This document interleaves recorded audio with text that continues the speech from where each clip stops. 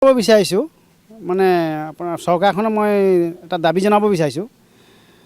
চৰকাৰখনে সদায় আমি নিউজত শুনিবলৈ পাওঁ বা ৰেডিঅ'ত শুনিবলৈ পাওঁ, মোবাইলত চাবলৈ পাওঁ, গোটেই অসমখনত বা ভাৰতবৰ্ষতে উন্নত কৰিম বুলি আশা দি আছে আমাক।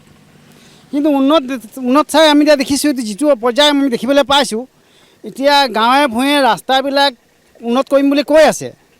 কৈ থাকোঁতে দেখিছোঁ এতিয়া একদম ৰাস্তাবোৰ আমি যিটো দেখি পাইছোঁ খুব জৰাজীৰ্ণ, জেগাই জেগাই মানে মাছ পুহিব পৰা হৈ আছে। পুখুৰী মাছ এৰি দিলে ডাঙৰেই হ'ব, কিন্তু এতিয়া স্কুলীয়া ছাত্ৰসকলে অহা যোৱা কৰিবলৈ ইমান অসুবিধা হৈছে। আমাৰ ইয়াত হ'ল ভিতৰুৱা অঞ্চল, গতিকে চাইকেলতে অহা যোৱা কৰিবলগীয়া হয়।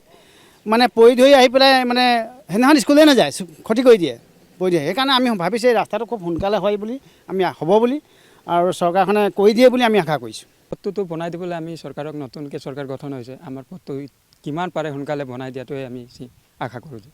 এইটো মৰঙীৰ পৰা একদম ডাকঘৰ চাৰিআলিলৈকে পথটো বেয়া আছে। তো এই পথটো যিমান সোনকালে পাৰে মেৰামতি কৰি দিয়াটোৱে আমি চৰকাৰক আশা কৰোঁ। আৰু এইটো নহ'লেও 30-40খন গাঁও হৈ যাব। ইয়াত লাগি আছে মূৰফুলনিৰ পৰা বগিজানৰ পৰা ধৰি আমাৰ এইফালে নাহৰবাৰী আছে, অভয়জান আছে, বগিজান আছে, তাৰপিছত এইফালে ফলমণি আছে, এইফালে আৰু কিমান ঢেৰখিনি গাঁও আছে, আঠাবাৰী চাঠাবাৰী এইবিলাক অভয়জান NRLৰ মানুহটো ইয়াত যায় আৰু ইমান মানুহ যায় NRLত, চবেই আহে ৰাতি, কেতিয়াবা কিছুমানতো প্ৰব্লেম হয় ন, যাওঁ বহুত যায়, কলেজলৈ যায়, ইফালে মৰঙী স্কুল যায়, এই পথটোৰ পৰাই যায়। লেকিন পথটো কিমান পাৰে সোনকালে চৰকাৰক আমি আশা কৰোঁ যে বনাই দিয়ে।